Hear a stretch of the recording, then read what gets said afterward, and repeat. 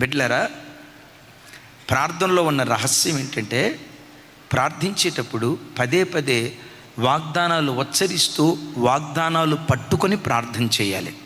వాగ్దానము, walk plus దానము. దేవుడు తన వాక్కును మనకు దానంగా ఇచ్చాడు. బైబిల్లో ఆల్మోస్ట్ 2000 వాగ్దానాలకు పైగా ఉన్నాయి. ప్రతి సందర్భంలో ఆ వాగ్దానాన్ని ఎత్తిపట్టి ప్రార్థించే. కష్టార్జితం అంతా వడ్డీలకు పోతుందా? కష్టపడి సంపాదించేది నీవు, నీ కష్టార్జితం అంతా హాస్పిటల్ వాళ్ళు దోచుకుంటున్నారా?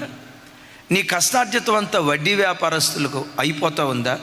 కష్టపడి సంపాదించేది నీవు, నీ కష్టార్జితం అనుభవించేది ఎవరో అనుభవిస్తున్నారా?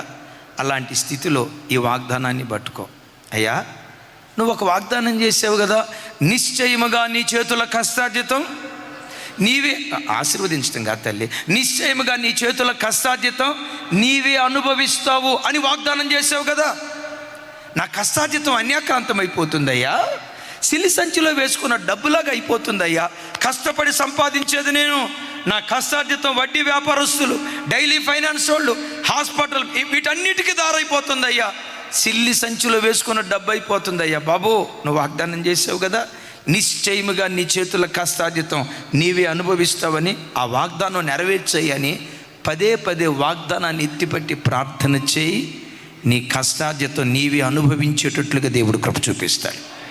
పిల్లలను చూసి, మరి చదువు లేని మొద్దోడ, ఎందుకు నా కడుపును పుట్టావురా, చెప్పండి, మీ డైలాగులు చెప్పండి. ఈ మాటలు అన్నదాన్ని కూర్చోబెట్టి దేవుడు ఒక మాట అన్నాడు రా, నన్ను బలపరచు క్రీస్తు ద్వారా నేను సమస్తము చేయగలనని పౌలు గారు అన్నాడు కదా. అడుగు, దేవుని బలాన్ని పొందుకో, ఆ బలం ద్వారా నువ్వు సమస్తము చేయగలవని పొద్దాకల ఈ ఫీడింగ్ ఇవ్వండి, ఆ వాగ్దానం పట్టుకోండి.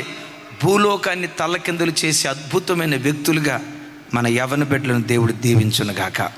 అదే పదే పదే ఏం చేయాలి? వాళ్ళకి వాగ్దానాలు నేర్పాలి, వాగ్దానాలు నేర్పి వాగ్దానాలు ఎత్తిపట్టి ప్రార్థన చేయాలి. వాగ్దానాలు నీకు తెలియాలంటే ముందు బైబిల్ ఏం చేయాలి? బైబిల్ ఉండాల్సింది ఈ నల్ల అట్టలో, ఎర్ర అట్టలో, తెల్ల అట్టలో కాదు.